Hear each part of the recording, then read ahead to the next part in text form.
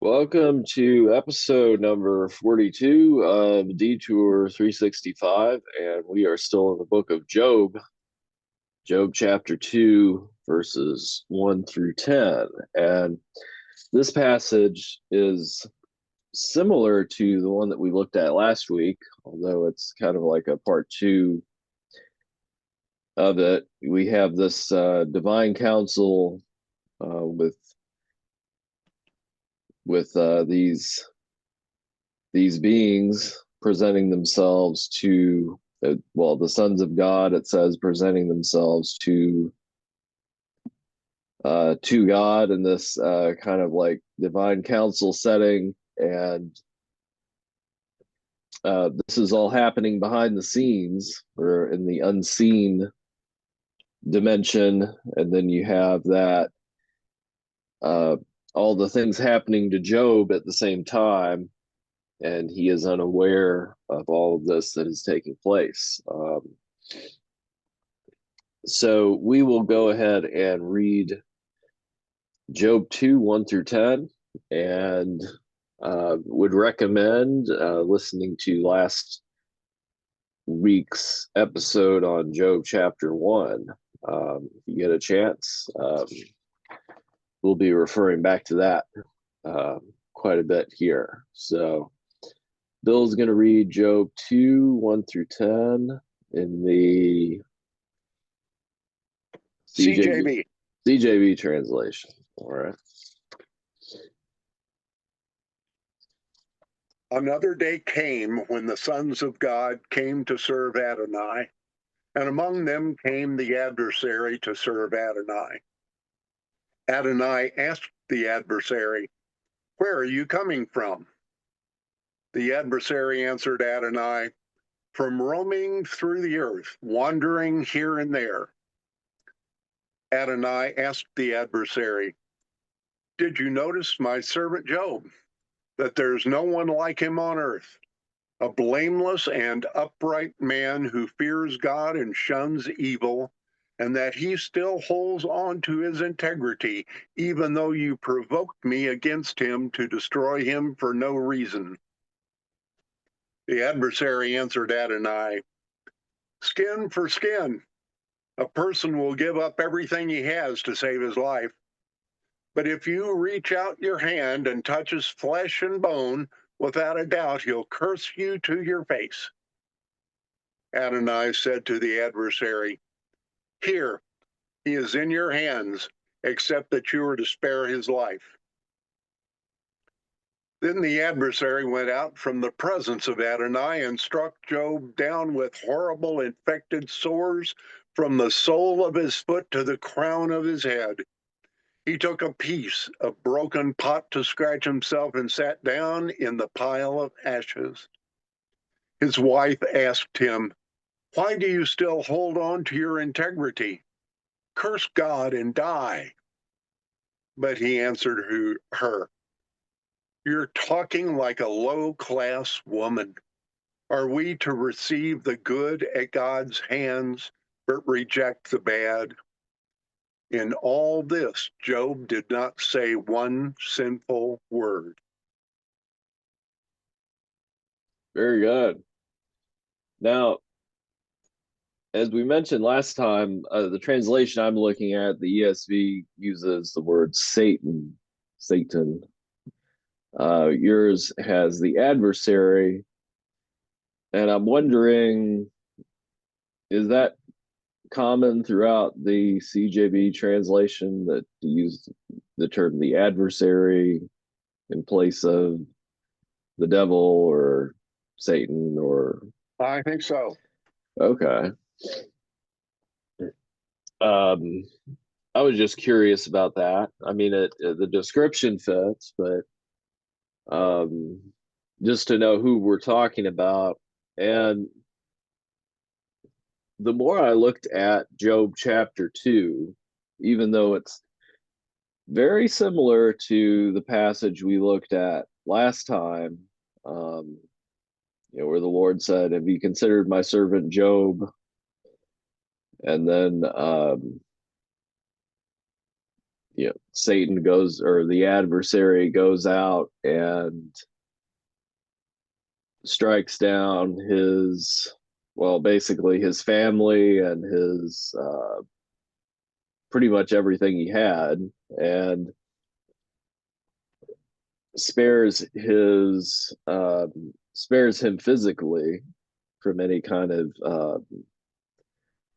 affliction that way. But so this is kind of upping the attacks on on Job.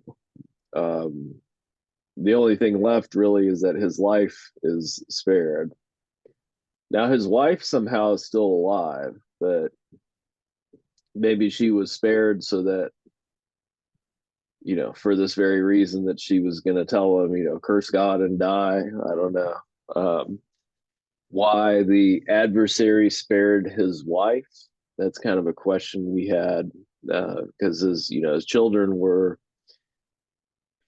I think it said that his children were eating and drinking in a house. They would have each other over for these feasts, and they were eating in this house, and the house fell down on them. Then all of his workers that he had, except for a few, ended up um, they ended up getting killed. So it's a big question I had as I looked over this.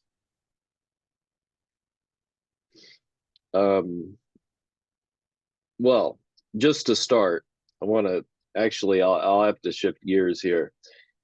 I did have a question about the fact that the devil, or the adversary, can go out from God's presence. I know that might be kind of a minor detail, but I think it said that last time. Now, this is in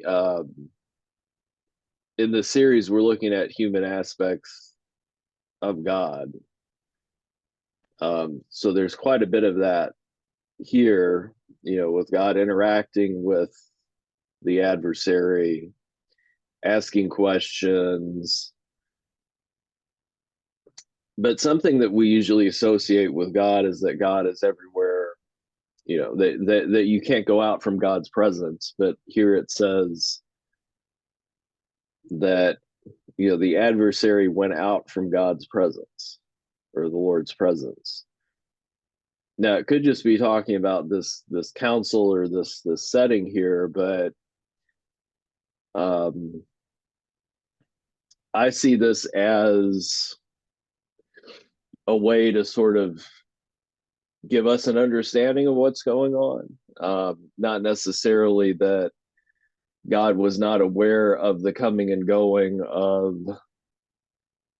the adversary, or Satan in this case, or that he could go out from God's presence, but that in order to kind of make it understandable, we're given this divine council setting, and it says that, in my translation, it said Satan went out from the presence of the Lord and then struck Job with loathsome sores. So how do you see this? Do you see that as that he really went out from the presence of the Lord, or just sort of left this? Because we're given images of God as the throne room, and but God is obviously everywhere also. But Well, I think that there is a time, yes, God's everywhere. but it's important that we remember that he provides for us place and time. And I think for his other creations, he provides a place and time. So here we are shown Satan and other beings of that nature are in a place which is God's presence. Actually, in an environment where they are directly experiencing the Godhead.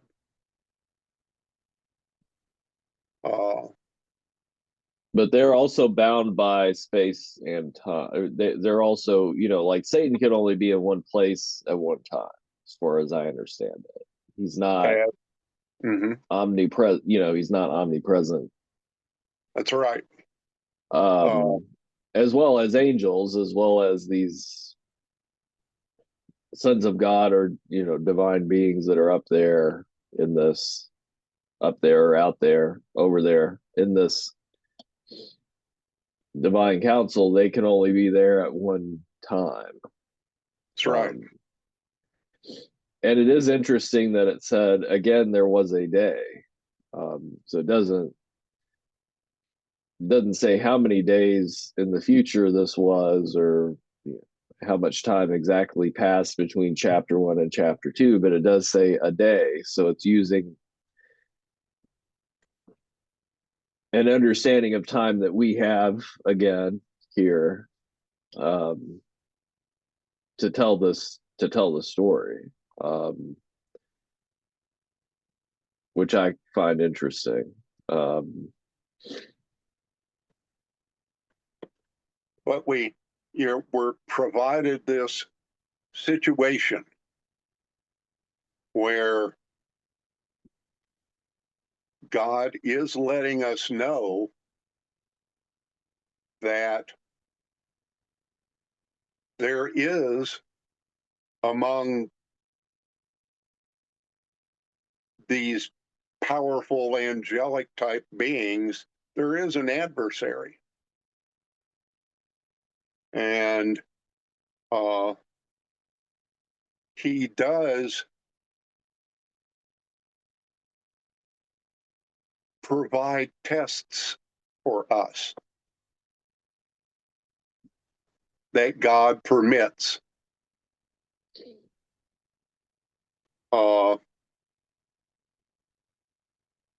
Why God permits them is not something that I understand. Well, just like we used the example of Peter last time, that Jesus allowed Peter to be tested. Yeah. Essentially.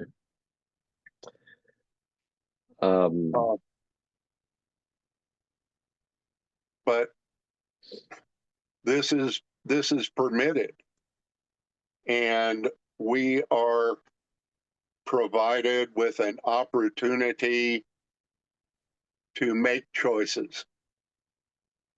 So if God allows the adversary to test Job, I mean, we can kind of look at that and say, like, well, that's Old Testament, that's way in the past, that's a different covenant, but when I see that, Peter was allowed to be tested, and I see that, didn't Paul have a thorn in his side that God allowed to remain? So I'm wondering that to what extent are we, I'm assuming this applies to us also. I would have to presume that, yes. Even though I don't want it to. I'm assuming it does. We know from our experiences in living that we are tested. Mm.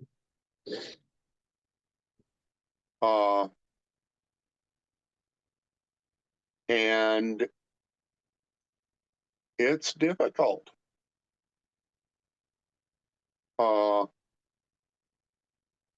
We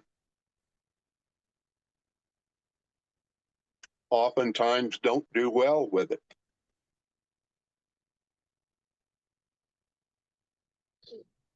And Job is given here to show that we can do okay with it. But even he kind of reaches his limit in a way when his friends come along, as we'll see later on. But I mean, at least up until this point, he's well. So far, it's early on in the testing. You know. And does the testing correspond with that we're allowed to experience correspond with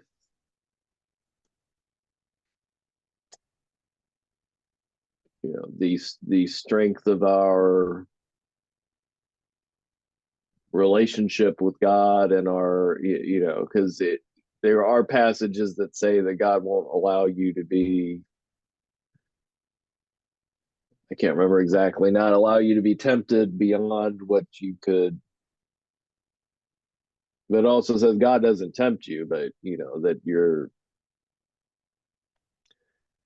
there's sort of the right amount, I guess using the analogy of resistance training, if you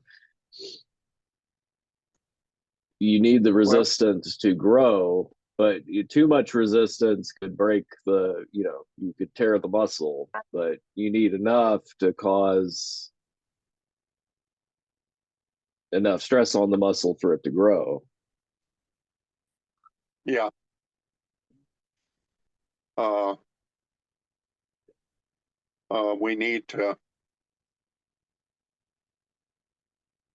We need to realize that, yes, indeed, we are and will be tested. And how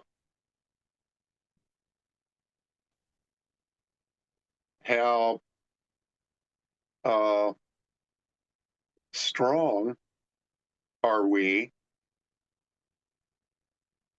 in our ability to hang on? And we are given Job as an example.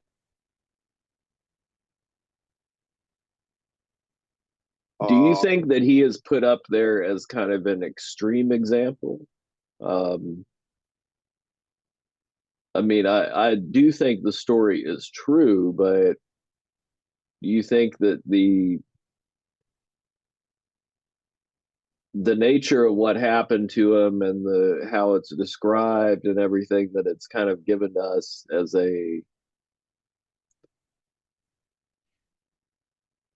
I mean, it almost seems like a worst case scenario, like everything that happens to him, sort of. Yeah, I mean, it is. Uh,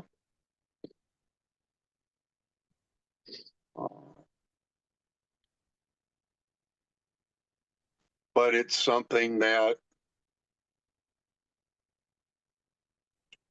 can be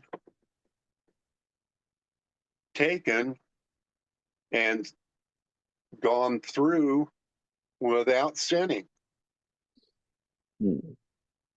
without cursing God. Um,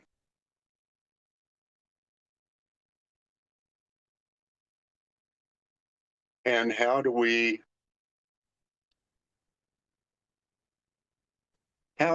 take the trials that we have? now there is something different about this passage compared to chapter compared to the interaction that happens in chapter 1, because and this is a huge question I had, it really, when looking at this, because God replies, you incited me against him to destroy him without reason. And Yeah. that's in verse, that's part of verse 3. So it said, the Lord said to Satan, have you considered my servant Job, that there's none like him, a blameless man, a blameless and upright man who fears God and turns away from evil? And so that's all the same as the interaction in the first chapter. But then since the events in the first chapter happened and Satan was allowed to mess with Job basically and his life, God says after that, he still holds fast his integrity, although you incited me against him to destroy him without reason. Yes. So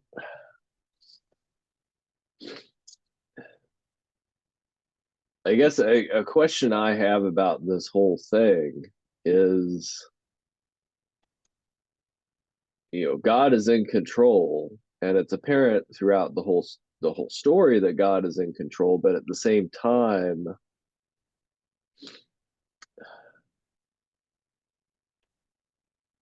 can the adversary or Satan really incite God to do something God doesn't want to do?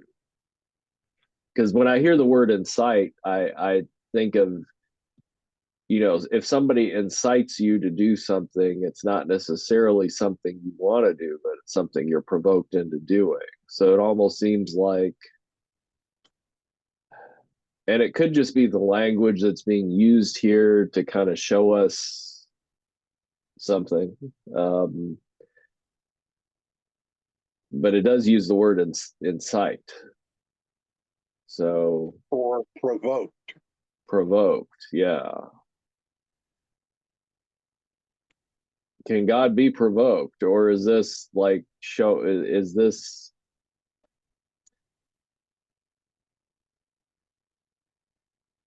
I don't know if I Um, really have an answer, but I mean, I would like to hear what you think about that, because that's one of the main questions I had about this passage is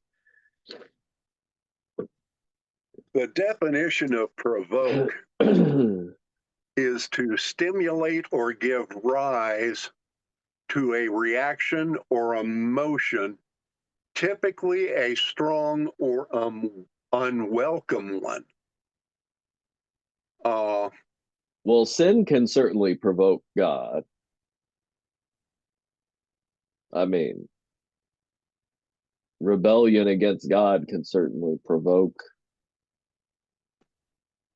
a Yes, reaction. I mean, and it does say that God is jealous, but when the people turn away, and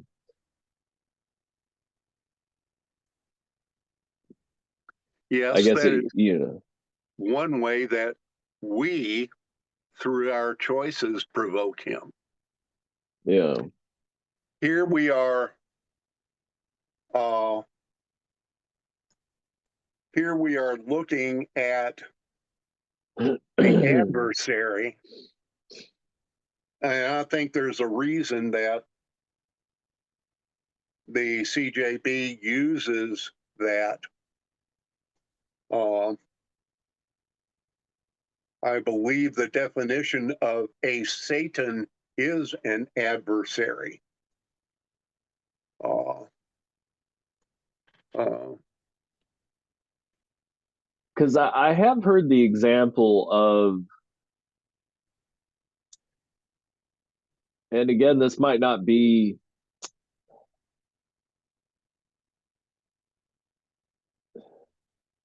I don't know the degree to which this is necessarily biblical, or if this is, like if the whole idea of, if somebody can provoke you to take revenge or provoke you to anger, then you've let No, that person win. But there it's are times where you need to be angry, but so I mean, are you the letting that person encyclopedia. control you? You know. The Encyclopedia Britannica tells us that the word Satan is the English transliteration of the Hebrew word for adversary. Mm. So here we have a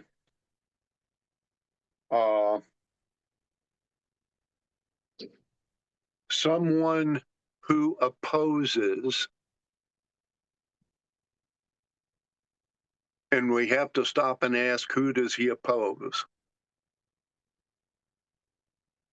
I think he opposes God. And through his opposition of God, we are impacted. So it could be that God was provoked to allow the testing of Job, but at the same time, that was something that God was going to allow anyway. But God also didn't delight in the fact that Job was suffering all of these hardships that he didn't really do anything to deserve. That's right. Maybe that's the Uh, best way to look at it. Yeah. uh, but the adversary is here to oppose God in every way that he possibly can. Now, why God created him in this manner, I don't think we'll know this side of heaven. But you do believe that he was given a free choice with an, I guess, with an asterisk, at least from his perspective, you know, just kind of like, I guess, kind of like Judas was given the free choice to betray Jesus or not. Yes. But God knew that he was going to do it. And I know if Nathaniel listens to this, he's going to, this has been kind of a point of discussion that we've had, Yes. Well, you know, Satan is one of God's creations. And for whatever reason, he is permitted until the end times. Now we see a reflection of God showing emotion and responding, responding to the adversary,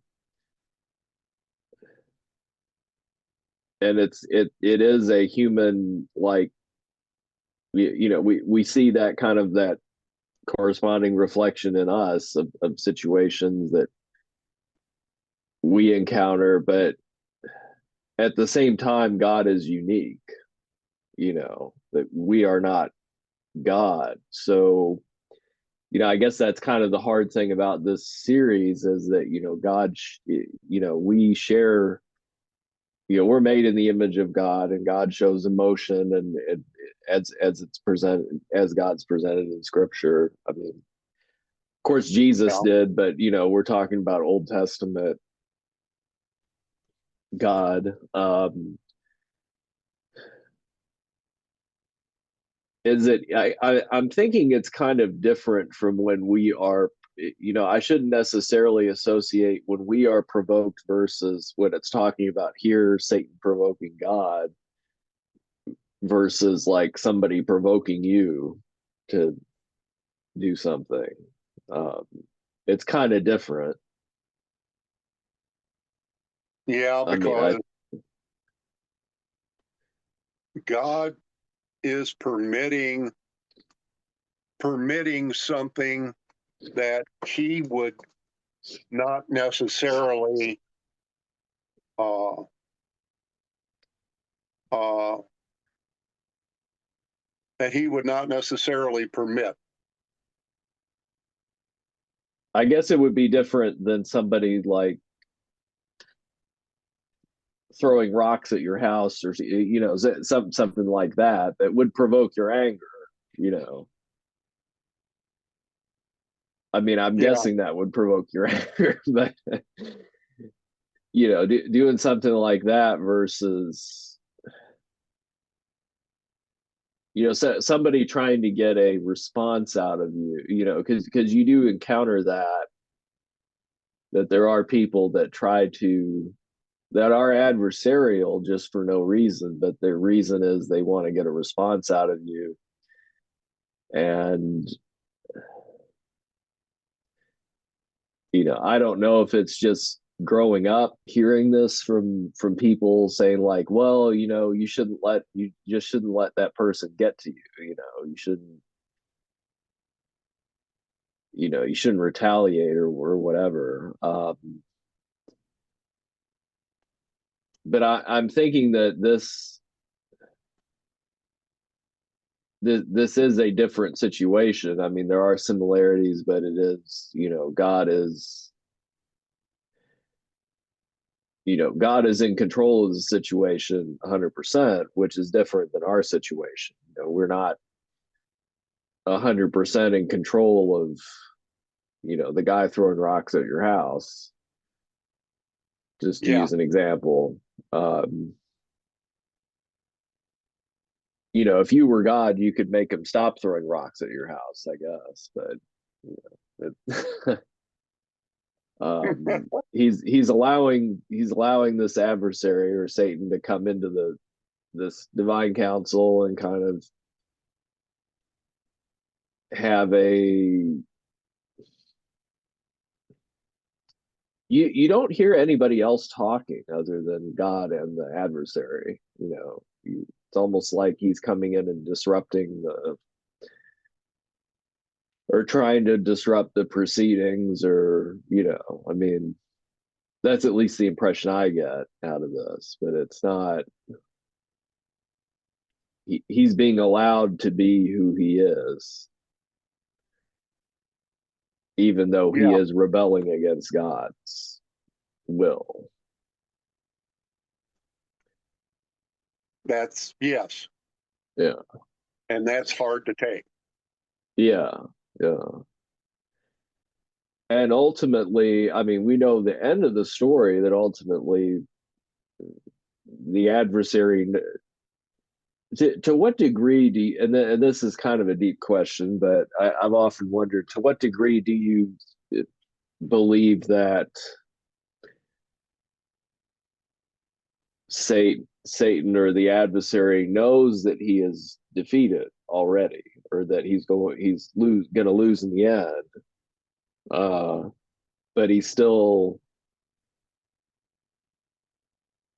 doing all this stuff anyway? Or is that all that he has? I mean, just the time that he I has is all that he has, so he's just going to do what he's going to do anyway. I think he believes he can succeed. Ah,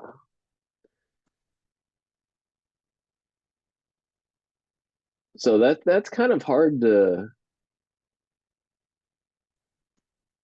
Yeah, I mean, I don't know.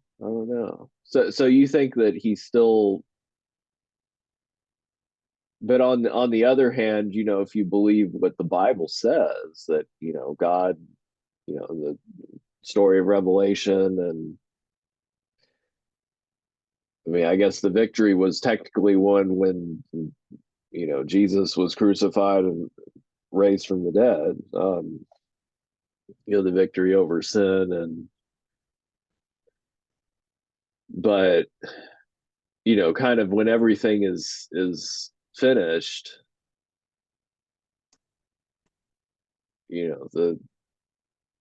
the adversary gets, what does he get, thrown in the lake of fire or something like that.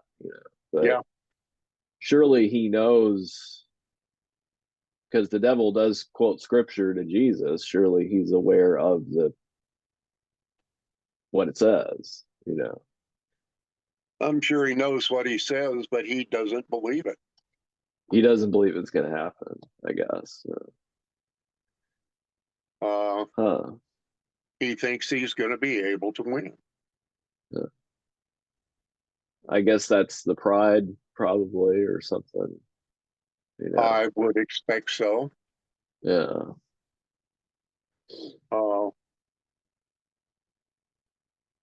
But we are given the end of the story from God, and he tells us how it's going to wrap up. Doesn't it say that he's angry because he knows that his time is short, or maybe that just means he knows that he doesn't have a lot of time to, I guess, try to win or whatever it is, you know. I honestly don't remember. And some of these are some of these questions, you know, again, are hard to answer. I mean, it's not necessarily that we can comprehend the answer, even if we,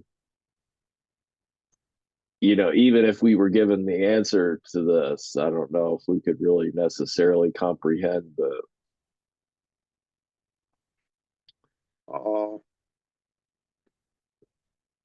all we know from Job is that the adversary is permitted to act upon Job because God has given him as an example of a godly man. But then God also still sets boundaries, you know.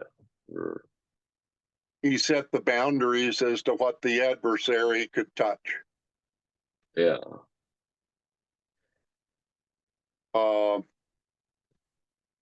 Why Job's wife is still there is an interesting question. Is she still there at the end of the book? Because I know Job has other kids. And I know I'm jumping ahead a little bit, but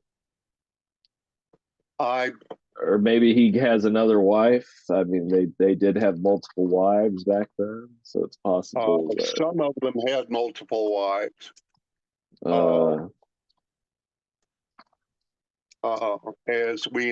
As we see increasingly in Scripture, God is basically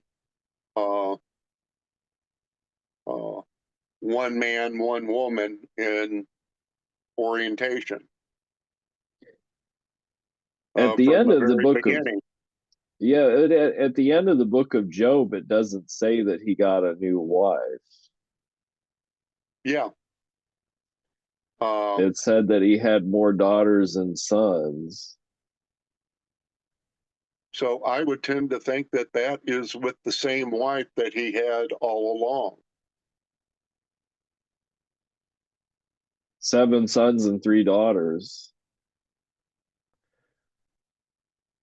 In addition to the kids that she already had. So she had a lot of kids. Yes, she did. I guess.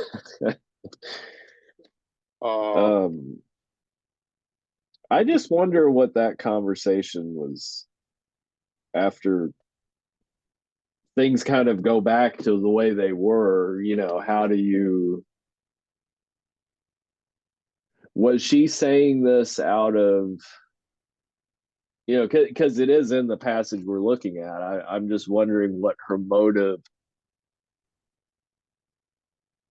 of saying this to him was, or if she was just kind of caught up in the moment of being distressed that her kids were, you know, that her kids died and that he's covered in sores, and maybe she just wasn't as strong in her faith as Job. I mean, I guess that's probably obvious, but You know, I she's think kind of reacting how most people would react, or maybe that's why she's kind of just kind of a normal person. I think as you just said, that uh,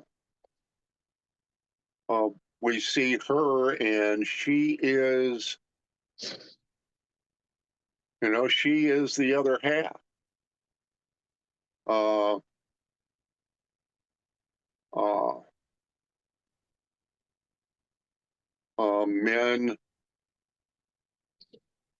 men are the responsible parties in a relationship. Men are end up the responsible party. Now, I'm sure we will be looked at as individuals, but I look at Job's wife in this case, and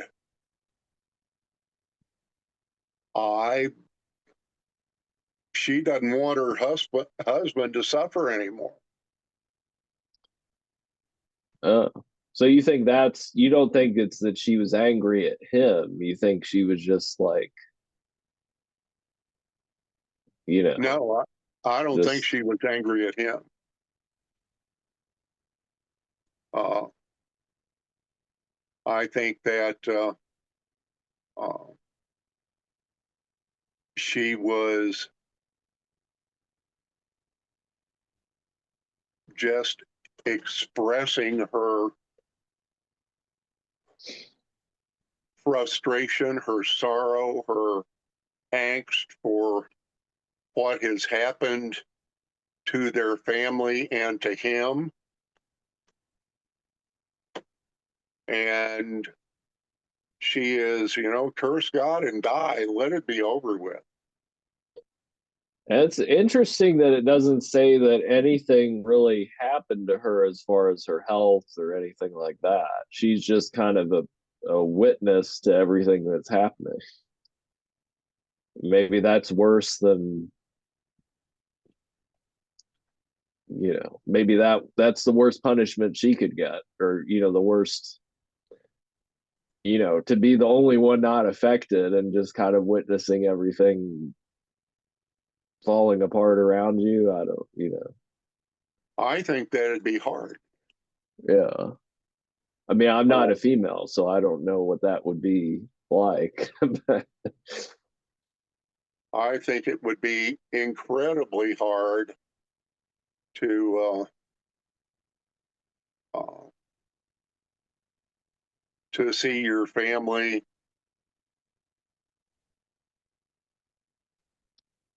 killed, to see your husband to see the two of you impoverished, and your husband being uh, covered with these terrible sores, and he's finding himself in terrible pain due to this. Uh, Do you see them as being older? Because it, you know, again, it does say that they had kids after all this, so maybe they weren't. Now that I think about it, maybe Job wasn't really an old man. I don't think Maybe he so. was, maybe he was I don't kind of think middle Job was an aged. old man. I think he was a relatively young man. Like the equivalent of someone in their 30s, probably something like that. Yeah, Because he had kids that were older, that the first set that, you know, got taken out. Um, but then they also had time to have 10 more kids. So he's probably not more than 30, I would guess, I or would the guess. equivalent. You know, of course, I guess it's kind of hard to tell, but you know, early on in the Old Testament, people lived a lot longer and they had kids a lot later in life. So, you know, middle age could be 80, you know. So I guess that's possible too. Yeah. But we're not given that information. And I mean, I would kind of want to know, but I mean, I guess we're just not given that information. Uh, And it's not important. We know that he had a life after, he had a good life after this testing. yeah. Uh, uh, that's hard to guess about. Did it say that he died an old man? Does it say that? I'm thinking it does. Oh, well, it does say that Job lived 140 years at the end of the book. It said he lived 140 years. He saw his sons and his sons' sons, 4 generations. So he saw 4 generations after this. And he lived 140 years. And he said he died an old man full of days. So he was probably still pretty young when this happened. Which I think would almost be hard to do, would almost make it worse. I don't know, to still be young and have all this happen to you. I mean, I guess it's not good at any age, but How old would you, would you want to uh, be for this to happen? yeah, I mean, how incredibly difficult. Uh, I don't know. Yeah.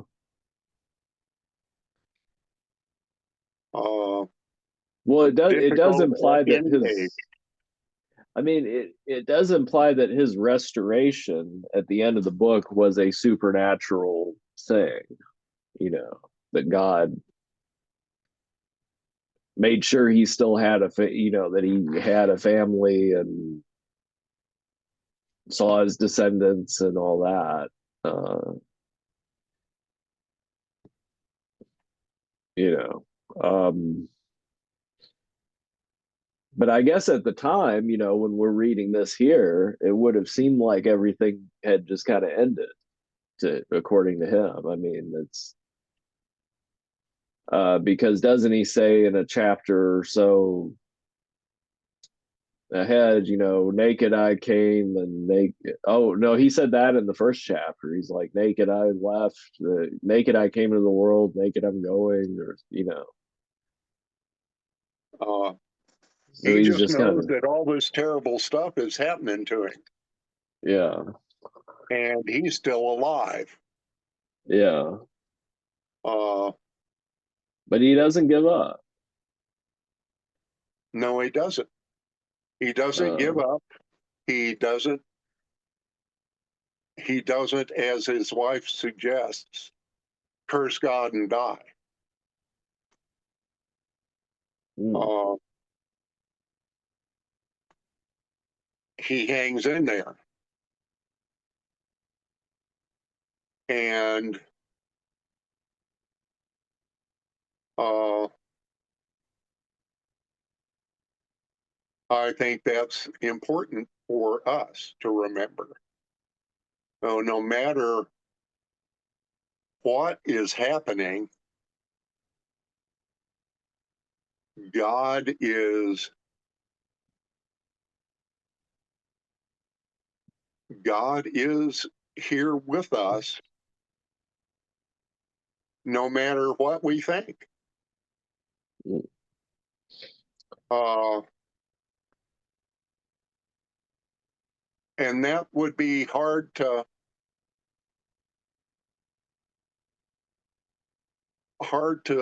uh, hard to stand. You know, here I honor God, and all this is happening to me. He has to wonder why. Yeah. Yeah. Uh,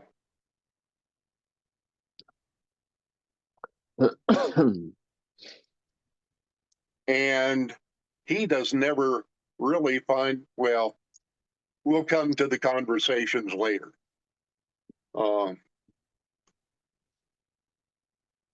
Yeah, we will definitely look at that because God does have a conversation with Job.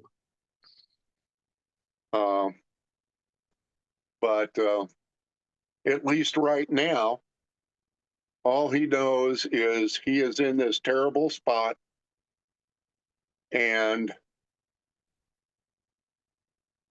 he doesn't understand why.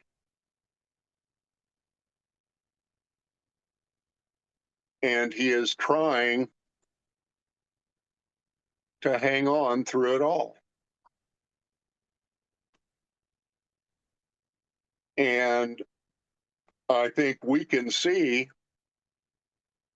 that God is giving Job the strength to hang on.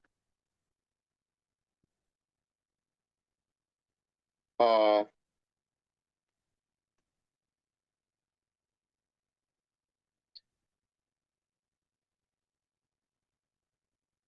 I hope I would have that kind of perseverance.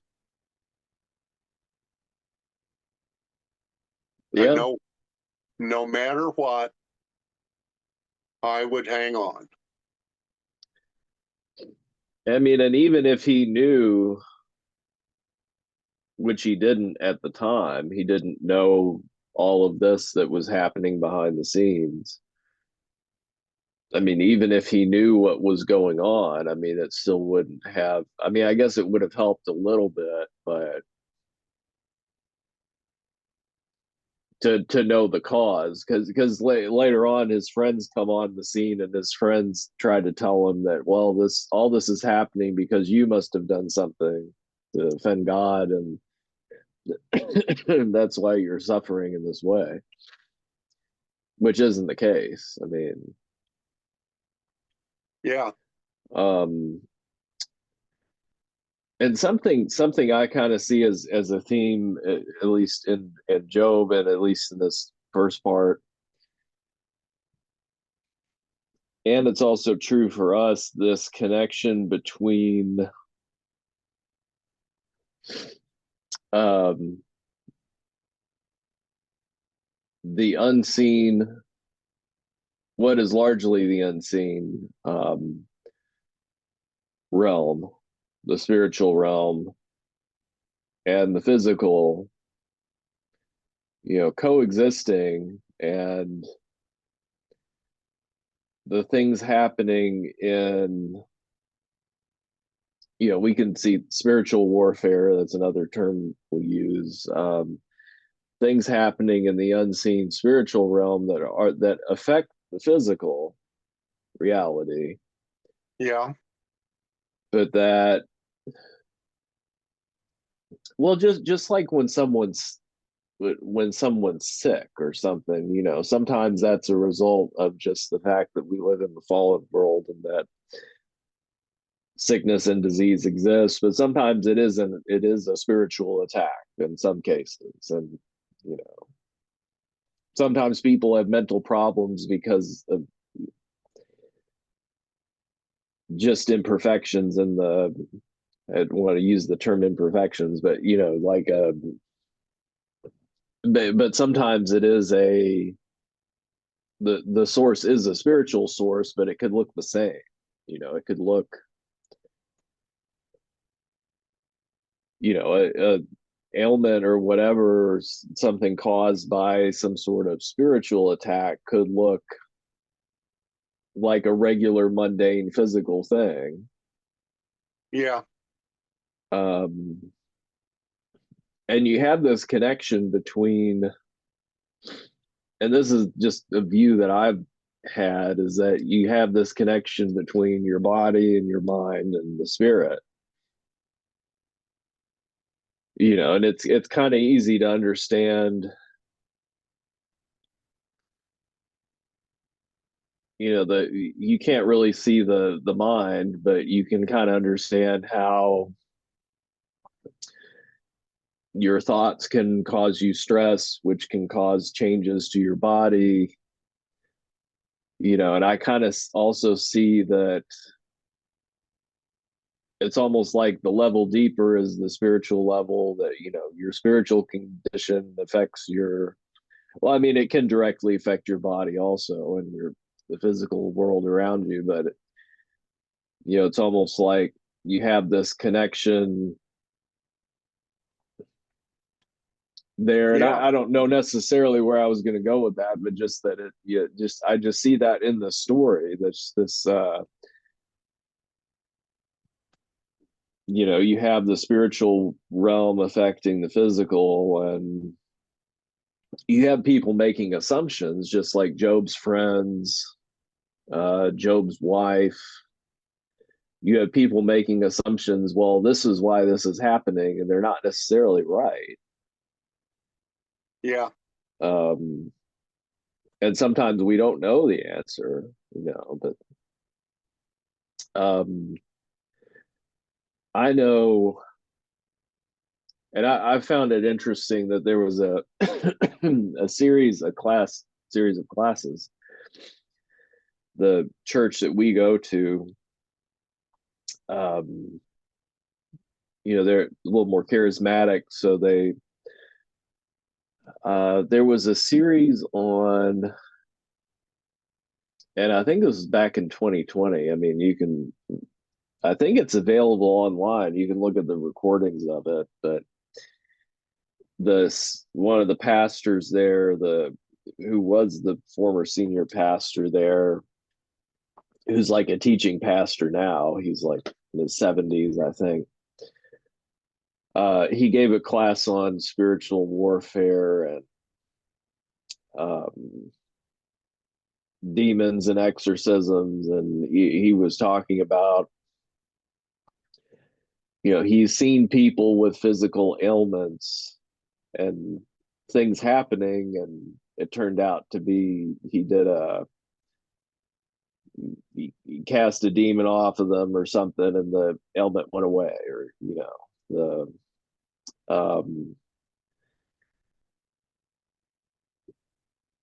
even believers, they weren't necessarily possessed, like their spirit wasn't possessed, but they could still have some sort of, like, I think this guy had shoulder pain or something, and it uh, Huh. ended up being some sort of, it was a preacher that had shoulder pain, like a pain in his shoulder, and he thought it was but then somebody said, in the name of Jesus, be gone, or it ended up, I guess the implication was that it was some sort of demonic oppression happening, but it wasn't like high level stuff, but it was just like, something that was causing him discomfort, that he wasn't able to be, that was distracting him from his work or something, like, I guess, like Paul, the thorn, I guess we go back to that, the thorn in his side, that, Yeah. was actually doesn't it say that was a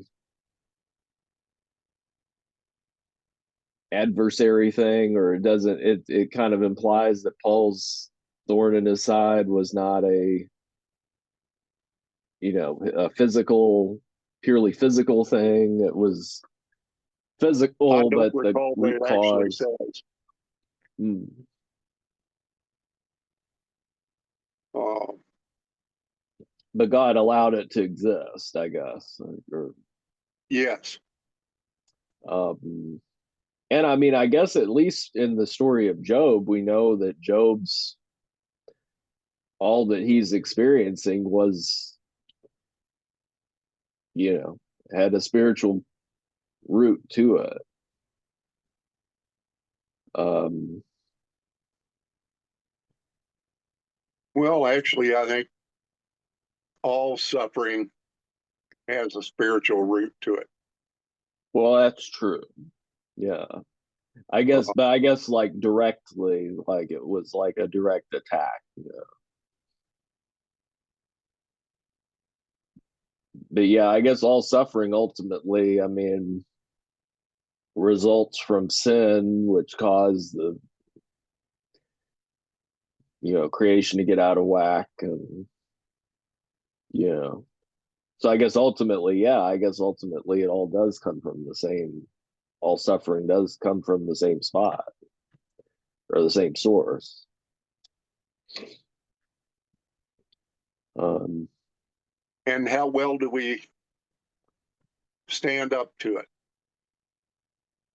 Do we hang in there like Job, or do we curse God and die?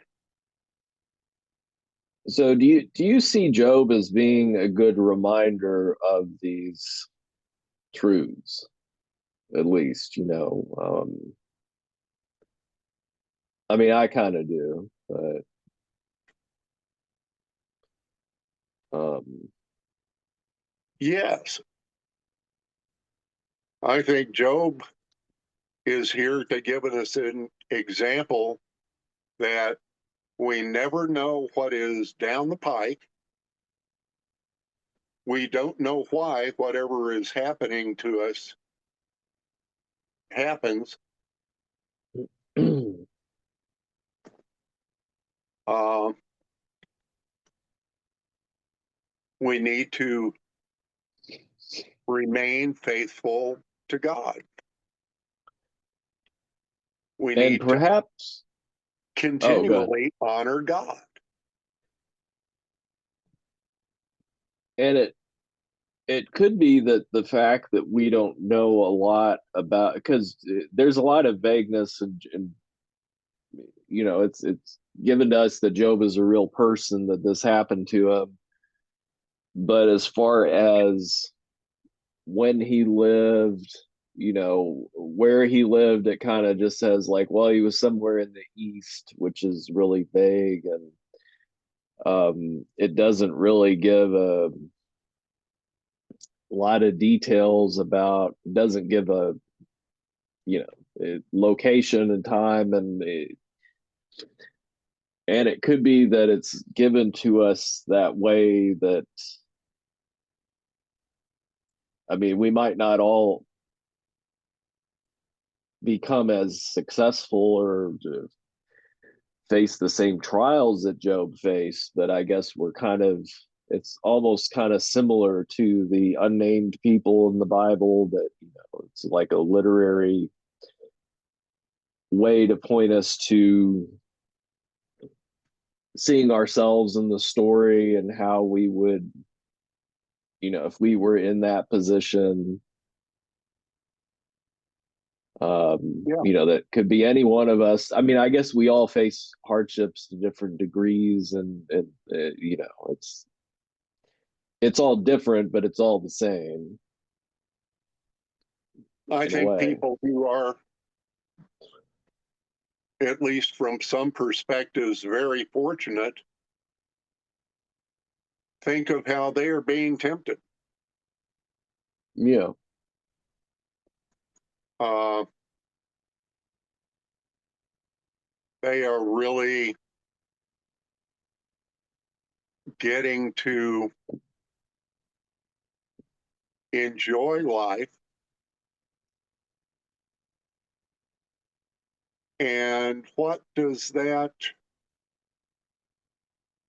what kind of temptations, what sort of temptation is that to us? Uh, Hmm. uh, Having a really good life, we may be tempted not to give God the credit for it. Well, and it, Uh, it is almost like you get used to whatever you have too. uh yeah, which I think is another form of temptation. I guess it would be temptation to not give thanks for what, to not appreciate what you have, but you because it does seem like regardless of what people have, they eventually get used to or become complacent, I guess, and they eventually kind of get used to what you, especially when it comes to blessings and good things, you kind of get used to it and it kind of becomes what you expect, Yeah. you know. So something to watch out for there. And I mean, it doesn't seem like Job really took things for granted, though. And still, I mean, No, I don't think Job did take things for granted. But there again, he's the one that needs to be the exception. He yeah, is the exception. yeah. Uh, how often do we not consider God the center or heart of it all? Uh, I think that's an important thing to remember. And Job is given to us as an excellent example. Uh, no matter what happens to him, he refuses to curse God.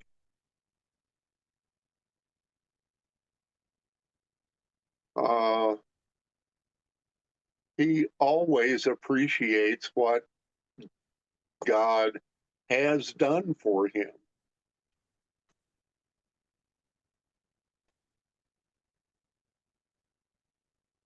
And I wonder how many of us actually do that. Yeah. Uh, how often do we really give God the credit, the thanks for everything?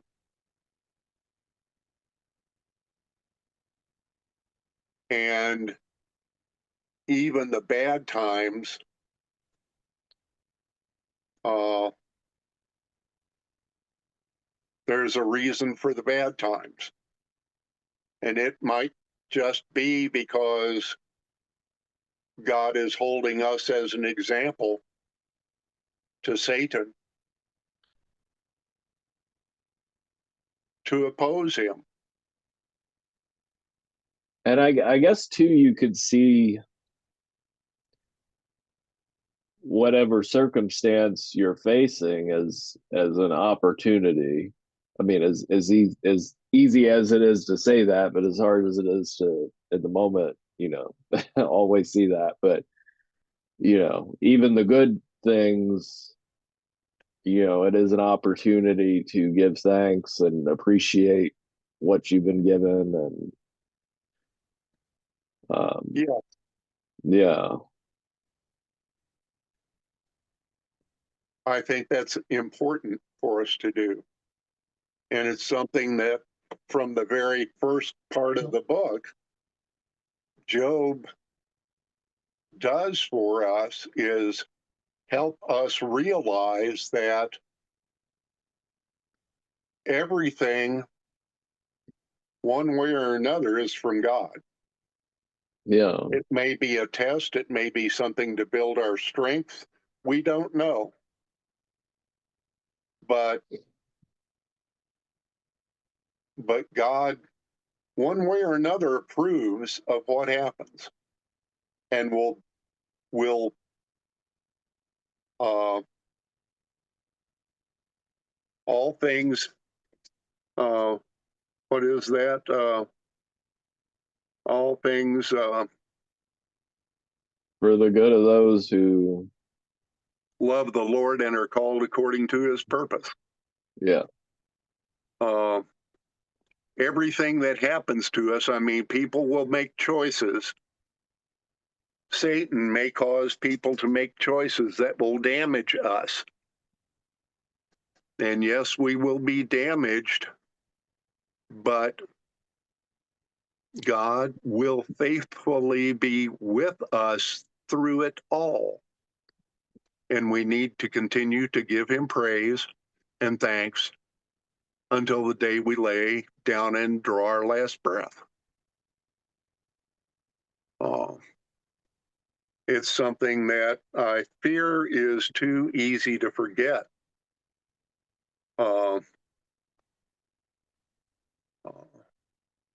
It's important that we remember. Yeah. Well, I think that was a good way to say it. Thank you. On that note, any other things? We'll certainly be still in the book of Job next week. And we will also recap sort of what happens with Job and the friends. We will likely jump ahead to God, and you know, because this is the series that we're in. We're focusing on God showing emotion, and you know, the God's interaction with Job and the people in the story here. So a large swath of the book is the conversation between Job and his friends, and we'll kind of recap that, but we might not go too much into details on those, you know. But would encourage you to read whoever's listening to this. If you haven't read the book of Job, read through the whole thing. And we will be looking at it again next week. So with that said, we thank you for listening and making it this far, and we hope that you have a good week. Take care.